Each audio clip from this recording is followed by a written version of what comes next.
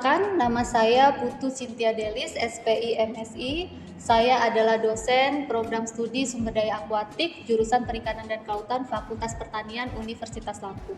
Pada kesempatan ini, saya akan memaparkan salah satu mata kuliah yang saya ampu, yaitu mata kuliah Ichtyologi.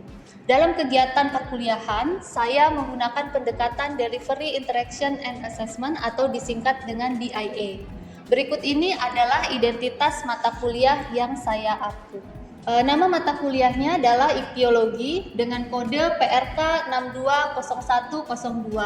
Mata kuliah ini diberikan di semester genap, tepatnya di semester 2. Bobot mata kuliah ini adalah 3 SKS dengan 2 SKS perkuliahan dan 1 SKS praktikum.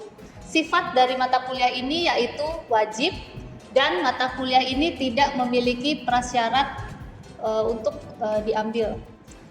Adapun deskripsi dari mata kuliah ini yaitu mata kuliah Ichtyologi adalah mata kuliah yang mempelajari tentang ikan beserta seluruh aspek kehidupannya, mulai dari sistematika dan taksonomi sampai dengan distribusi dan pertumbuhannya. Adapun capaian pembelajaran mata kuliah bisa dilihat pada tampilan berikut ini. Capaian pembelajaran mata kuliah Ichtyologi diturunkan dari capaian pembelajaran program studi. Capaian pembelajaran mata kuliah Ichtyologi terdiri dari 4 CPMK yang bisa dibaca pada tampilan berikut ini. Berikut ini merupakan bahan kajian atau materi pembelajaran dalam mata kuliah Ichtyologi.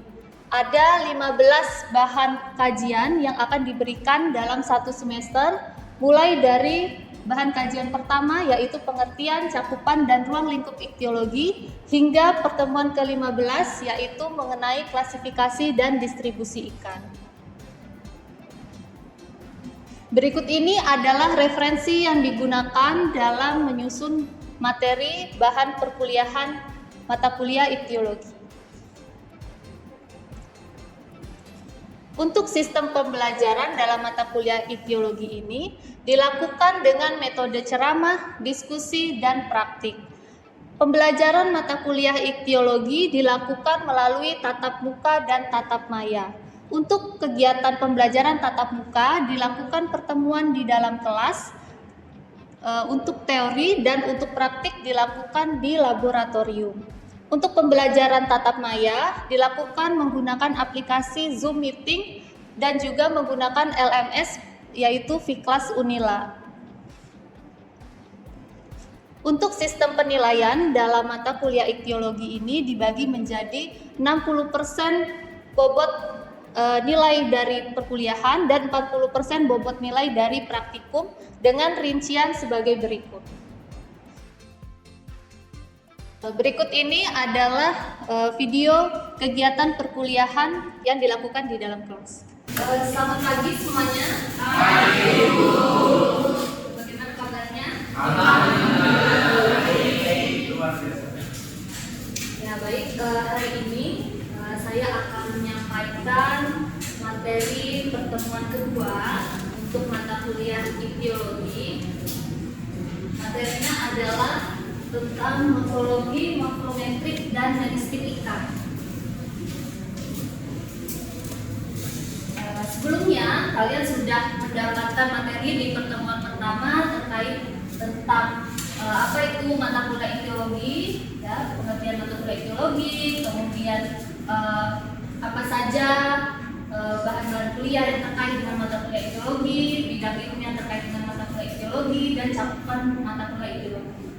Pada hari ini, tujuan dari pembelajarannya atau sub capaian pembelajaran mata kuliahnya yaitu mahasiswa diharapkan mampu untuk menjabarkan dan membedakan morfologi ikan, ya, baik itu bagian tubuh ikan, variasi bentuk tubuh ikan, kelengkapan sirip dan modifikasinya.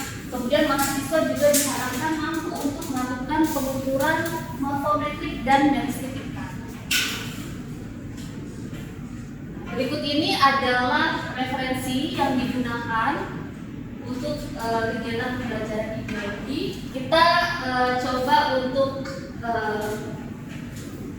melihat kembali ya mata kuliah sebelumnya, itu flashback. Nah, sini saya coba, apakah kalian masih ingat gitu ya terkait definisi dari ikan, apa itu ikan ya. Jadi yang kita tahu untuk ikan atau sumber daya ikan itu seringkali disebut-sebut dalam KPKP ya, istilah ikan.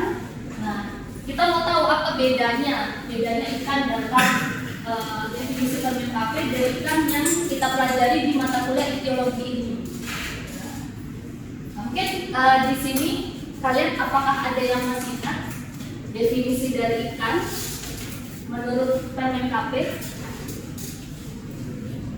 Silakan. Baik, Bu, izin jawab. Jadi definisi ikan menurut PMKP sendiri yang sudah kami pelajari pada masa sebelumnya. Jadi singkat saya itu adalah segala jenis organisme yang sebagian atau seluruh hidupnya itu berada di perairan. Oke, ya baik. Jawabannya benar ya. Jadi definisi ikan menurut PMKP itu adalah segala jenis organisme yang seluruh atau sebagian siklus hidupnya itu ada di dalam perairan. Jadi semua jenis organisme. Ya, sedangkan ikan yang kita pelajari di mata kuliah ichtyologi ini dia punya ciri-ciri khusus. Kira-kira ada yang bisa menyebutkan tidak untuk ikan yang kita pelajari di mata kuliah ini? Ya, silakan. Kalau untuk ciri ikan pada ichtyologi itu sendiri itu pertama ada dia pernapasannya. Nah, kemudian ada ikan juga itu berbeda-beda. Ada yang namanya labirin, arborescens, dan lain. Nah, kemudian kalau untuk siripnya juga ada sirip khusus seperti sirip ventral. Terus kalau nggak salah ada nama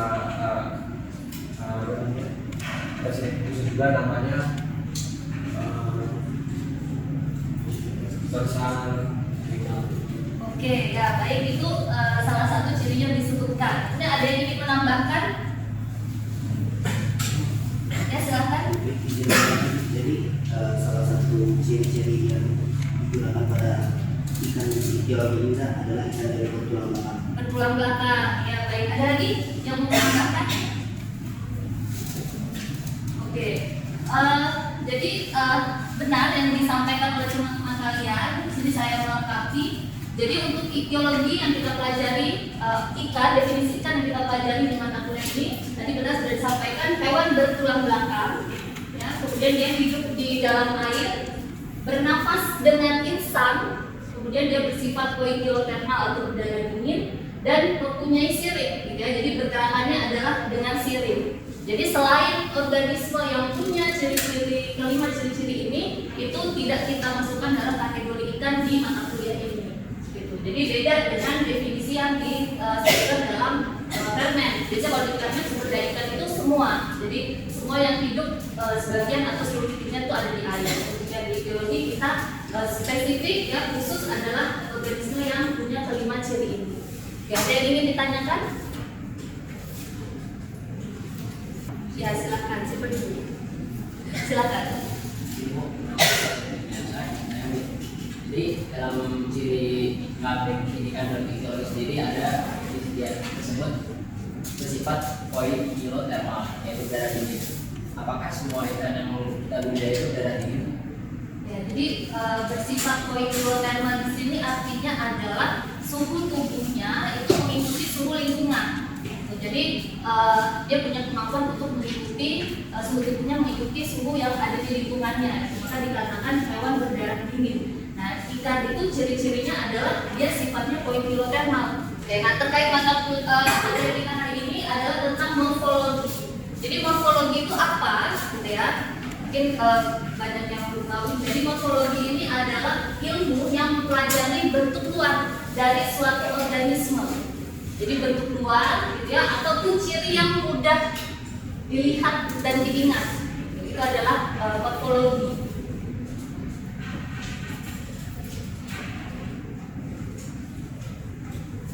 Untuk ikan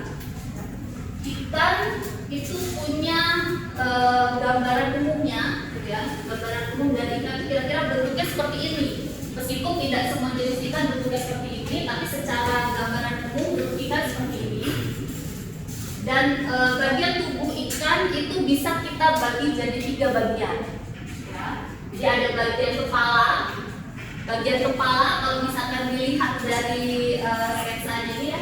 Jadi bagian kepala itu adalah mulai dari ujung paling depan sampai dengan bagian tutup operculum paling belakang, ya. Ini bagian kepala. Nah, kemudian untuk bagian badan, ada yang bisa menyebutkan kira-kira bagian badan?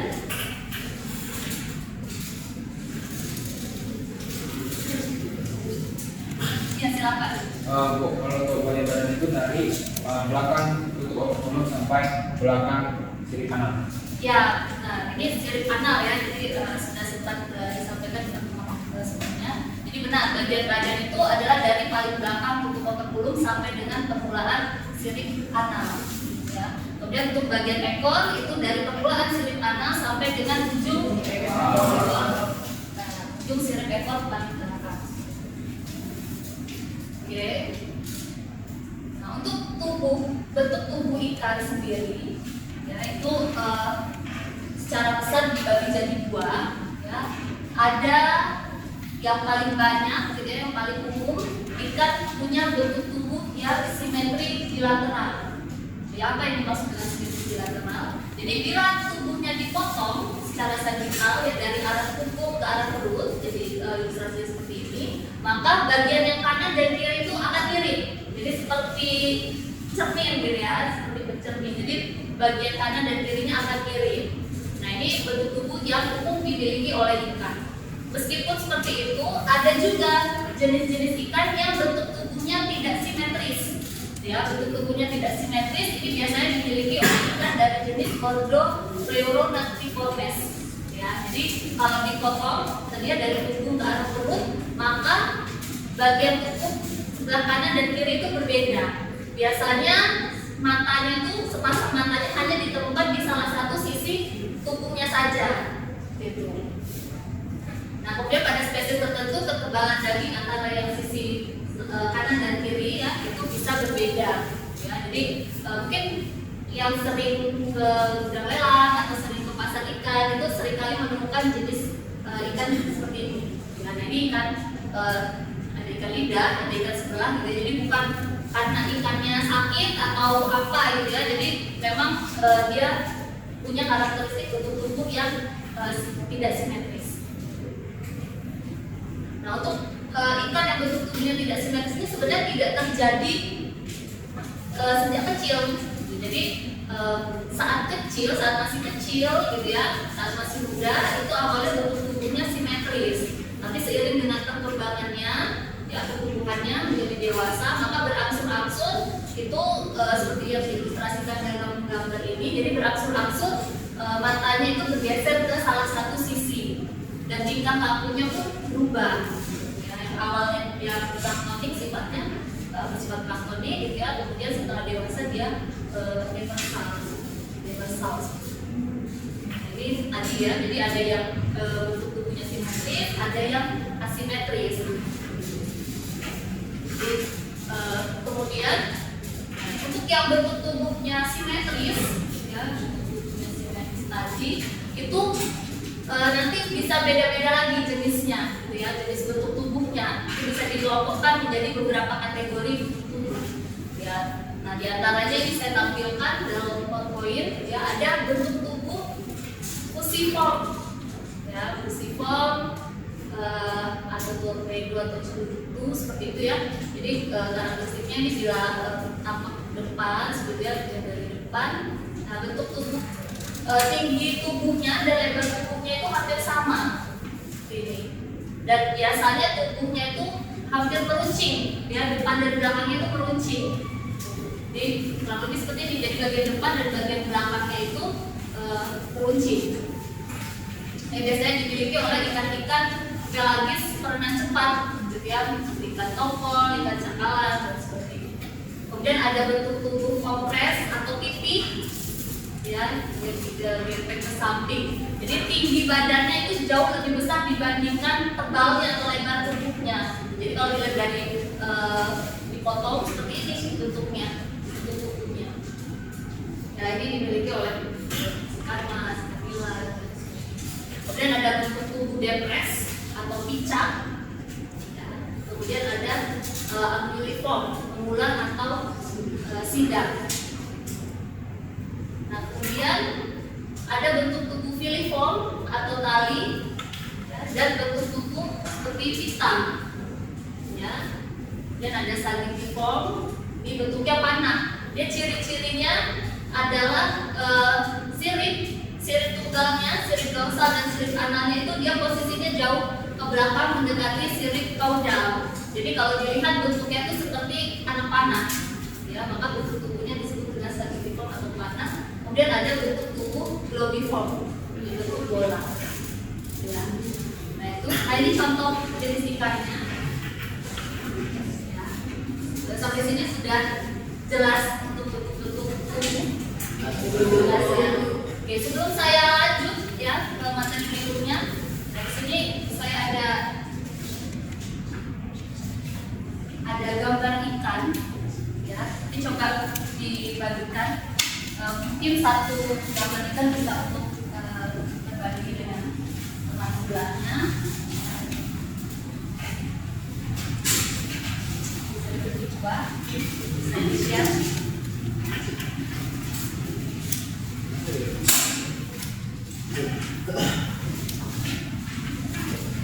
Nah nanti coba kalian tuliskan kira-kira bentuk tubuhnya apa dari gambar ikan yang kalian dapat. Bisa sharing dengan teman sebelahnya, diskusikan, sambil diskusikan. Oke ya. Kita lanjut ya. Nah selain bentuk tubuh yang tadi, itu ada juga ditemukan bentuk tubuh ikan yang perpaduan antara bentuk tubuh yang tadi, bentuknya ikan lele. Nah ikan lele ini dia bentuknya perpaduan.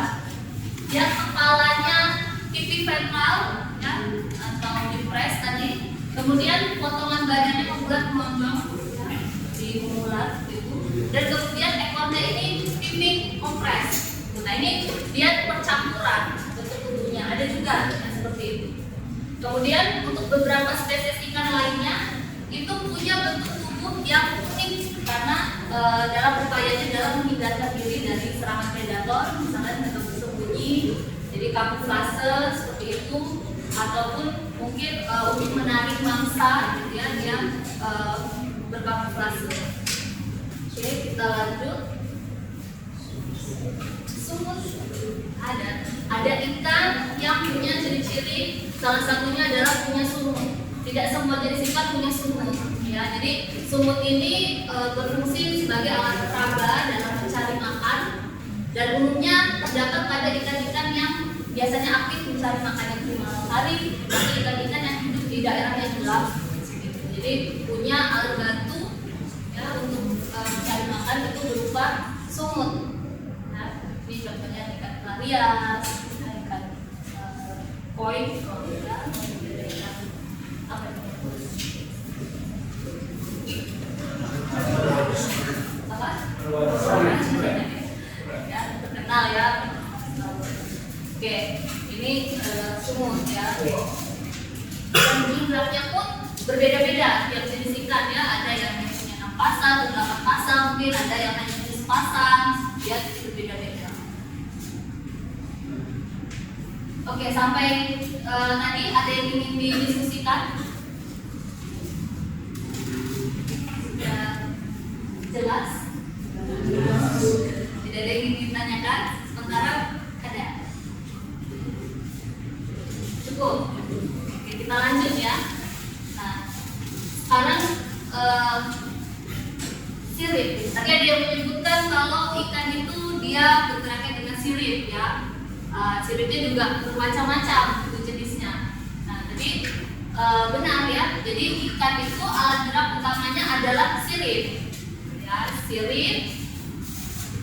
Dan sirip pada ikan ya, itu ada 5 jenisnya. Ya, ada 5 jenisnya. Ada yang sifatnya berpasangan atau dia bersifat ganda, dan ada juga yang tunggal. Nah, ini mungkin seringkali ada keliru gitu ya. Nah, jadi untuk sirip yang sifatnya berpasangan itu ada sirip pektoral sini ya, atau biasa disebut juga sirip dada. Nah ini dia berpasangan, maksudnya berpasangan itu ada di sisi kanan kiri, jadi ada sepasang. Ya. Kemudian yang juga berpasangan itu adalah sirip ventral atau pelvic atau sirip ini adalah sirip yang ganda atau berpasangan. Nah, untuk yang tunggal itu ada sirip kaudal. Sirip kaudal ini adalah sirip ekor ya, jadi dia memang posisinya ini ya, sirip ekor. Kemudian ada sirip dorsal atau sirip punggung ya, posisinya ada di bagian punggung, dan ada sirip anal ya, di sini biasanya posisinya di belakang anal ya. Sebenarnya bentuk dasar sirip ekor pada ikan itu ada beberapa jenis ya, beberapa kategori.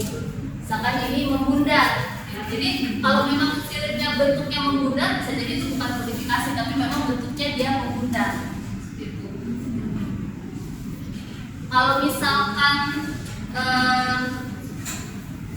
berpikiran tegak ya, nah ini berpikiran tegak ataupun meruncing ya, apakah itu sudah memang bentuk dasarnya? Bentuk dasarnya hanya diberikan ornamen warna atau dia lebih meriah.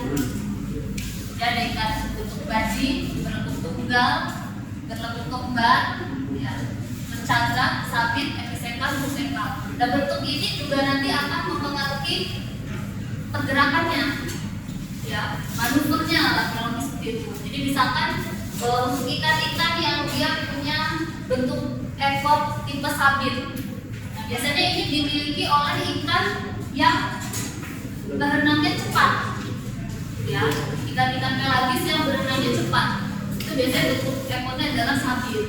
Nah, di sini dia karena bentuk sabit ini bisa mengurangi gesekan dengan air.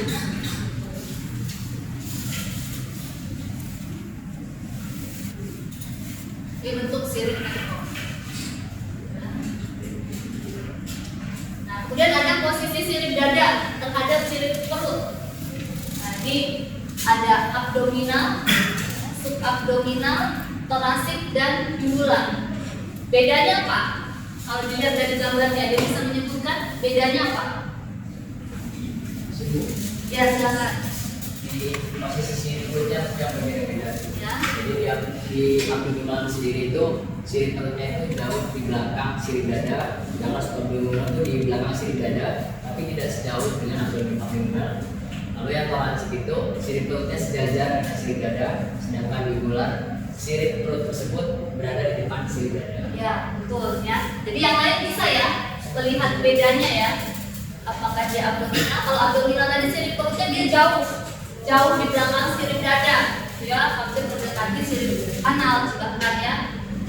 Kalau abdominal dia memang di belakang sirip dada posisinya. Selanjutnya ciri khusus. Ciri khusus pada ikan yang umum ditemukan itu ada finlet. Ya, finlet ini jari-jari sirip tambahan. Ya, bentuknya sembulan-sembulan kulit tipis. Ya, bentuknya segitiga seperti yang ditunjukkan pada gambar dari kali warna merah ini. Ya, biasanya ada di belakang sirip dorsal atau di belakang sirip anal. Kemudian ada skut. Ya, skut ini kelopak tebal yang mengeras, ya, seperti genteng. Ya. Jadi sisik ya, seperti sisik itu, tapi dia bentuknya lebih tebal. Ya, kelopak tebal. Kemudian ada keel. Keel ini adalah rigi-rigi yang ada di bagian tengah batang ekor, ya, runcing ya, berada di bagian tengah batang ekor. Biasanya ada di tentopol ya. Kemudian ada adiposfin atau sirip lemak. Nah, ini adalah sembulan kulit ya di belakang, ini agak tipis dan dia tebal dan mengandung banyak lemak. Cukup? Oke, kita lanjut ya. Morfometrik dan meristik ikan. Untuk morfometrik dan meristik ikan, ya, untuk morfometrik ini berkaitan dengan pengukuran dimensi tubuh, misalnya panjang total, tinggi kepala, perbandingan ukuran tubuh, ya.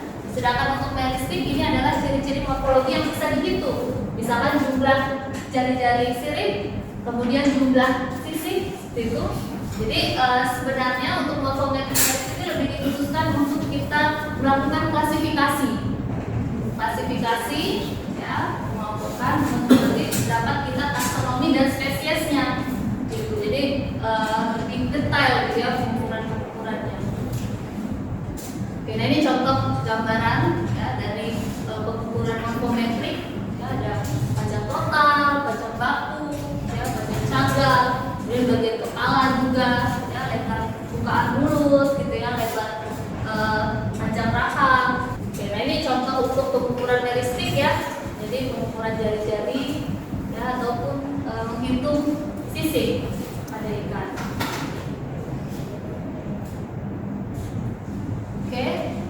Oke, jadi mungkin itu materinya. Nah, tadi saya sudah berikan lembar, ada gambar ikan.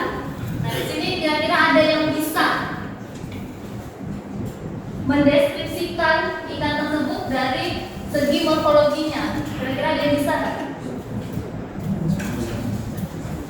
Silakan.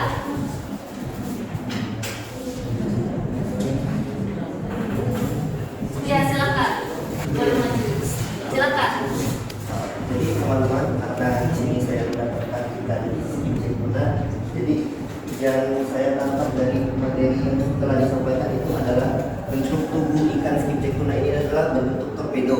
Ini dikarenakan ikan skipjack tuna adalah ikan yang pernah cepat, jadi bentuk tubuhnya aerodinamis, yaitu berbentuk torpedo.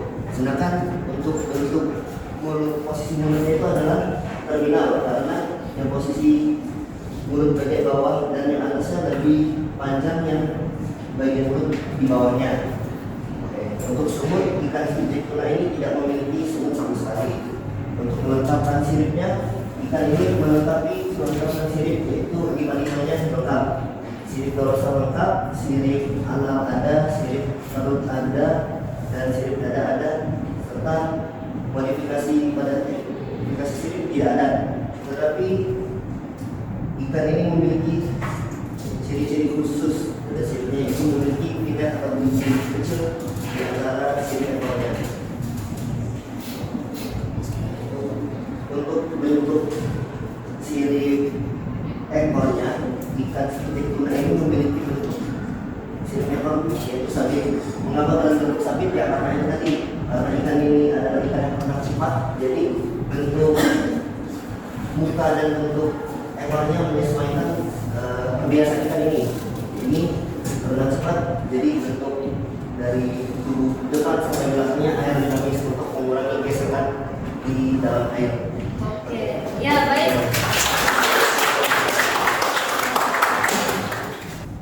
Ya baik. Jadi tadi ya materi yang sudah saya sampaikan terkait morfologi, morfometrik dan meristik ikan. Ya, jadi materinya nanti bisa diakses di Vclass. Kemudian selain itu di Vclass juga sudah saya sematkan kuis, ya, kuis terkait materi hari ini. Jadi nanti kalian bisa akses kuisnya di Vclass. Ya, jadi sebagai evaluasi dari saya apakah materi ini sudah tersampaikan dengan baik atau tidak. Oke, jadi mungkin itu yang bisa saya sampaikan hari ini. Kita bertemu lagi minggu depan di pertemuan ketiga dengan materi yang lain ya, tentang integumen ikan. Jadi saya cukupkan pertemuan hari ini. Selamat siang.